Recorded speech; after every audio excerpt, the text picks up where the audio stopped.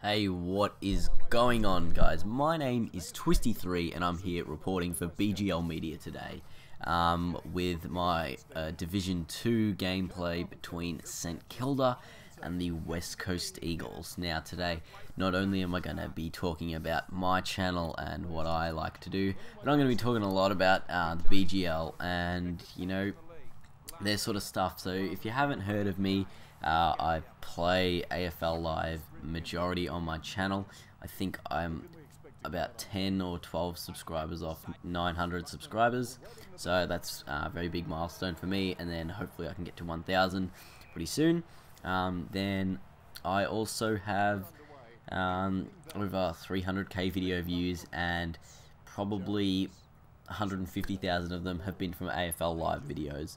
So if you do like AFL Live content and you watch it on the BGL here, then why not go over to my channel and you can check that out.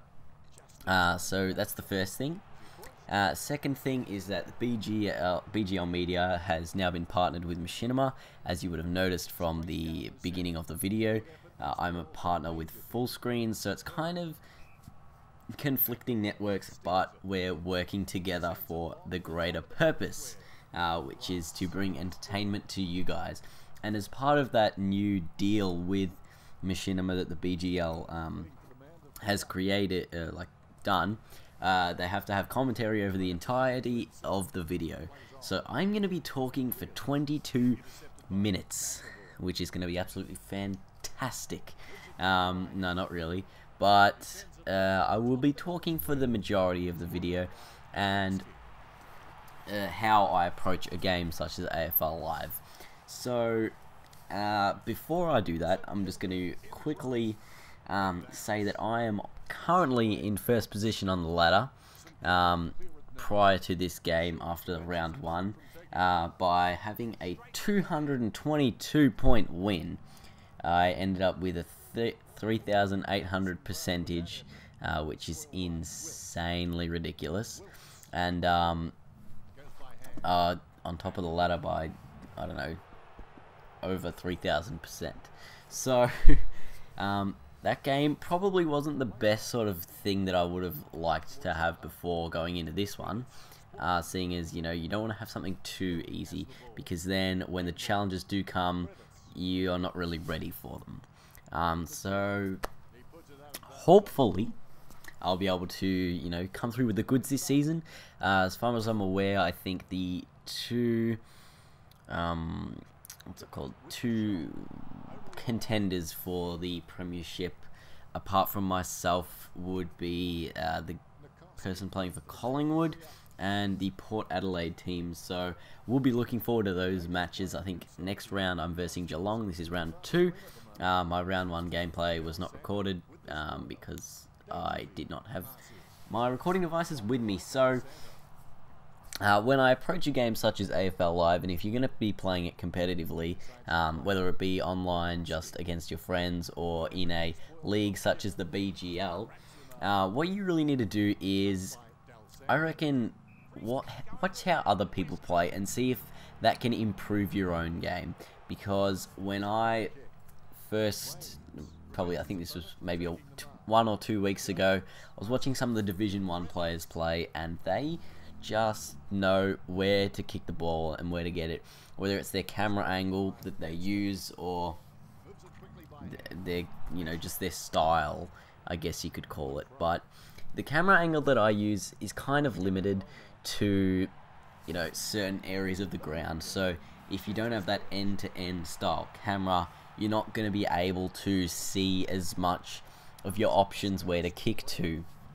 Whereas if you have you know, this view, then you can see more along the side of the ground rather than down the ground per se. So you won't be able to spot up targets on a lead as well, which is why you've got the radar down the bottom of the screen, and that actually helps a fair bit. If you have not actually looked at the radar, work out which color you are first, because the amount of times that I've kicked it to a free player in the wrong team is ridiculous, because I'm trying to use the radar to my advantage. So I'm playing as St. Kilda, just to clarify that.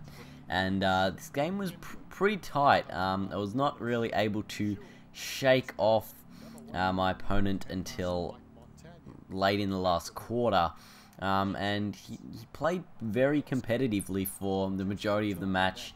However, I did kick very inaccurately, as you'll see here pretty soon. I mean, that should have been a goal right there.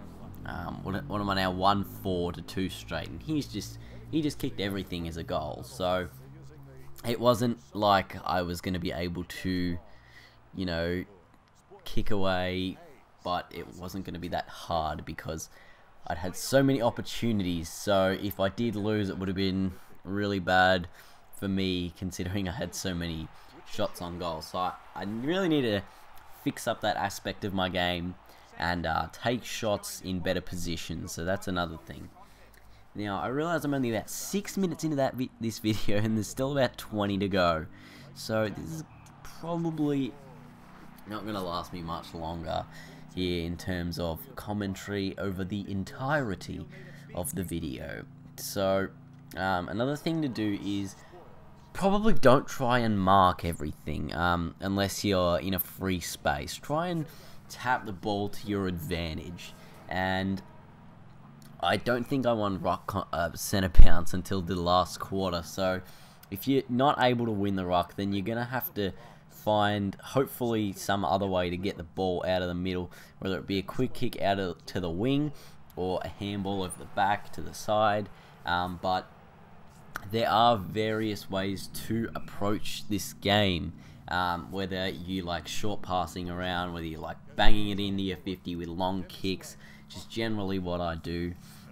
You can also use the, draw the opponent in, handball over the top, which is what I used to be very good at until, you start versing some pretty competitive players who are able to work their way around that, and that's when it starts to get tough, and you need to sort of adapt your game. So when you need to adapt your game like that, you need to work out where you can get your opponent, whether it be on the overlap, on the run, just short kicks because their players are running on. But what throws me off, I reckon, is in private matches when you've got the two players with the indicators over their heads to say which player they're controlling. I reckon if you didn't have that, I would probably play slightly better. For me, it's a bit of a distraction in terms of how the game should be played, and it's very sort of interesting to see players react differently because they know which player is being controlled. Whereas if you didn't know, then you might be able to take advantage of that better. I don't know. So it is sort of confusing but good at the same time. Alrighty, so now it's about halfway through the second quarter, and I'm going to tell you how to get out of some kick-ins. Now this is a very, very poor example right here where I pretty much just gave up a goal, I think. Or did I? No, I didn't. I got out of it. But one of the main problems that people try to do with kick-ins is bang it long down the middle. This is a really bad choice. I do it sometimes when it looks like I've got a free player, but otherwise it's not a very smart thing to do, due to the fact that they've probably got a big ruckman sitting down there, and normally the opposing team has the numbers in there, so they're going to get the ball off you very quickly. Now, as you can see here, I think 1 goal 6, so you got to be accurate, guys. Come on, keep your accuracy up. Take all the set shots you can get. See here, bangs it straight long down the middle, almost gets into a turnover, put the pressure on, but they managed to get out of it. So what I suggest is playing on, running down the boundary or something, and then kicking it long onto the wing, because that way it's harder for them to get into a good position to get a shot on goal. So my team currently, this is my best 22 side, and this is the team that I've used in this match against the West Coast. I have Along the back line, I've got Gwilt in the back pocket, Bo Wilkes as my fullback, and Dempster as my other back pocket. Then half back line, Chris Yaron, Sam Fisher, and Gilbert. So, you know, Yaron running off halfback is huge in this game. A lot of, you know, fast players are very good to use in this game. It's because of the fact that, you know, you can get away from your opponents a lot quicker and get to the ball faster, which means you'll get a disposal off with the ball, whether it be a kick, or if, you know, that you get bumped, you can use a handball to get off. But, geez, I go behind at this point. This is, yeah, 3-7. So really, the accuracy's killing me there. Then along the centre, I've got Clint Jones in the middle. Then on the two wings, Montagna and Jetta. So that, and the Lewis Jetta, I believe, the Sydney Swans Jetta. Now, all these players that are in my team that were not from St. Kilda, I picked up in the draft, the BGL draft, and I got them from clubs that people weren't using. Okay, so I generally have a rule of thumb, which is don't use a custom team.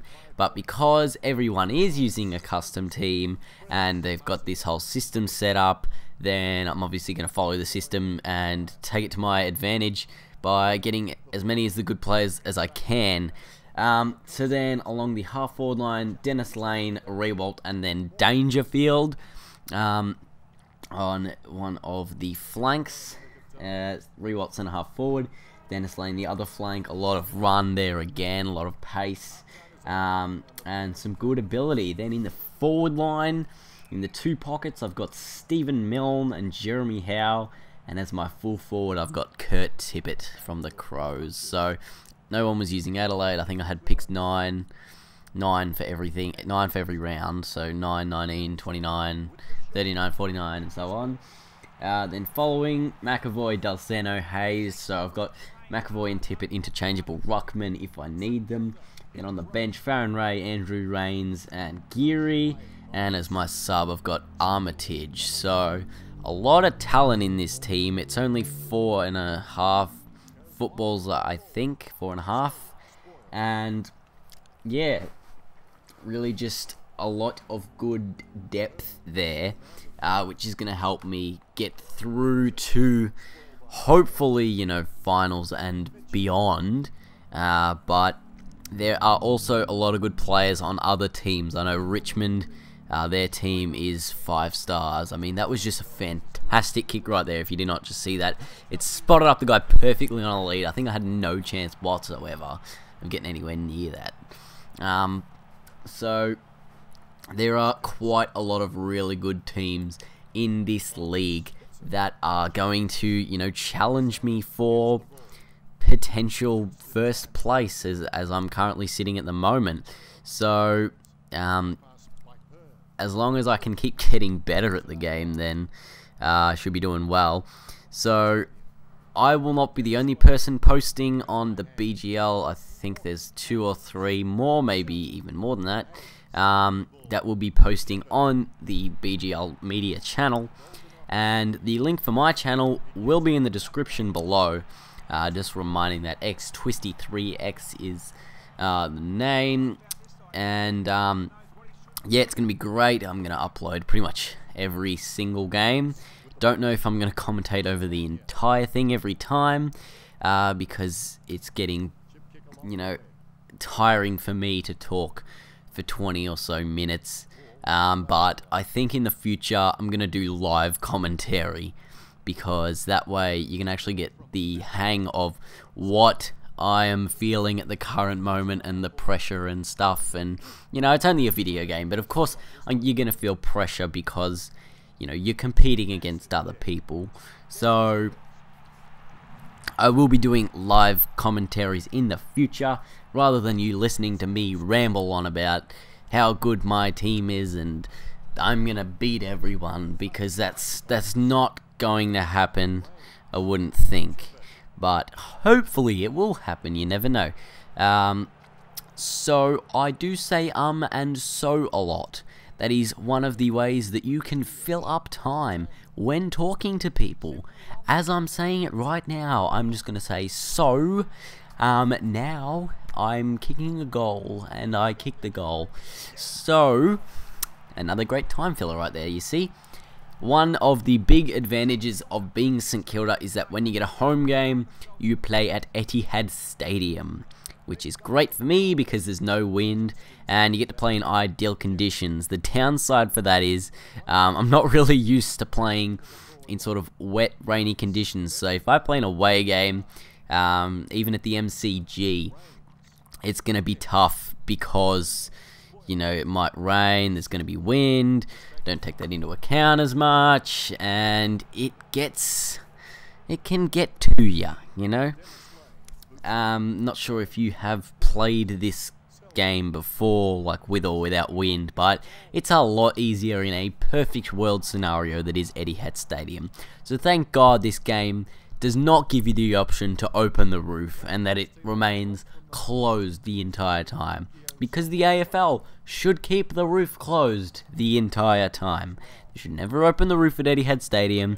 It is made for perfect football, ideal conditions, even though the ground itself is not very good. But I think the fact that they can't put more... There's a rumour, I'm not sure if it's true, but if Etihad Stadium, they put more sand on top of it to, make the grass better, it wouldn't work because everything would just cave in into the underground car park. So the whole place is structurally built wrong. I don't know if this rumor is true anyway, but it just does not seem right, and the turf is not a great piece of turf for anyone to be playing football on. But they still get the ideal conditions of the no wind and no rain and all these sorts of ideas in there. But the only reason that they have to put this sand and this mildly fake turf in is because they always have the roof shut and there's no natural light actually growing the grass inside, which is pretty stupid. Considering it's a high-class ground. It's a first-class football oval, cricket field, pitch thing. Anyway, I don't know. That's my ramble about Etihad Stadium because that's just one of the things that bugs me. And I think it's a 15-point ball game at three-quarter time. So it's not an entirely one-sided game, and I could not manage to shake off my opponent, which really bugged me. And that was getting in my head a little bit. The fact that I could not shake him off and that he was just going to keep coming. So at the start of this last quarter, I just decided to go bang and turn up all the gears and just roost it home just like Nick Rewalt did right there. What a magnificent goal! Anyway, I go for Richmond, so we'll probably be 9th at the end of the season again, even though I still have high hopes that the Tigers will get a home final. And yeah, again, right here, sticking with me, kicks another goal. Jeez. I think this is where it ended, though. And the onslaught that is St Kilda by X23X charged on. When a lot of people watch my videos, they're like, oh, X Twisty or something. But I really hate the X's in my name. The only reason they're there is because Twisty3 was already taken on YouTube.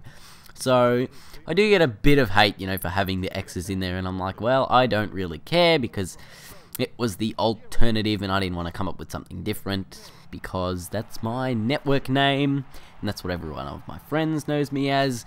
So decided X23X, but you can call me Twisty or Dean, preferably Dean, because that's my name, and this is just why you managed to just onslaught the goals. See, 11-11 to 8-2, so 22 scoring shots to 10 at this point. It's only a 4-goal game, which is ridiculous of how, you know, inaccurate I was. But it wasn't so much the inaccuracy as it was the shorter kicking. I think I really need to spot targets up more inside the 50 or like just on the 50, because I was taking a lot of shots from 60 out and they'd all just be getting rushed through, which was not good for me, and it, you know, didn't work out. Now this is actually a really good piece of play here as I get the ball out on the wing, I think, although my video has just frozen in my face, so I'm talking to a one-frame thing and I've got no idea what's going on. So this is very nice right now. I would like to know, who do you guys support in the AFL? Leave your comments below, and as to why, whether it's your family or, you know, you're brought up like that, whether it's your friend's favourite team, whether you follow rugby and you're here because you clicked on the wrong video, or whether after 21.5 minutes you don't care anymore because I've been rambling on for so long. Oh dear, this is the fun times of YouTube, and I will get to share it with all of you, so next time you can listen to my live commentary with me yelling and screaming at the TV, as I have no idea what's going on the screen right now. Alright, here we go. I've got vision back now. I've just kicked a goal. That's good. So, you know, 84-51, still, you know, there's probably not enough time for West Coast to win at this point. But I think that was a very stiff holding the ball call there. It's very stiff. But it's, you know, it's 33 points. So it's not overkill yet. But now it's 39 points, and it was about at this point I realised how much I was actually winning by, which is about 6.5 goals. And, you know, I was like, alright, keep my percentage up, just keep going, keep banging on the goals. So I'll probably have a percentage of 300 or 400 after this game, which is not as high as my 3,800%. Whoa! Did you just see that? My video, I believe my computer froze at that point and just skipped the video, like an entire 2 or 3 minute section of the thing, which is very disappointing. And here you'll be able to see the ending now, hopefully, if it doesn't do the same thing. Oh look, there's a bunch of kicks in a row, and great work of drawing the man in there. McAvoy into the middle, had a long time to get rid of it, and did, but then the West Coast got it back inside the 50. Cox, beautiful tackle right there. It was just magnificent, to Nicky Dale in the middle. And I think I did this a few times before he worked it out what I was actually doing. And right here is about 15 seconds to go, and to put on top of the game, I handballed to Kurt Tippett, who is the current Coleman medalist leading man. But yeah, thanks for watching guys, and I'll see you all later.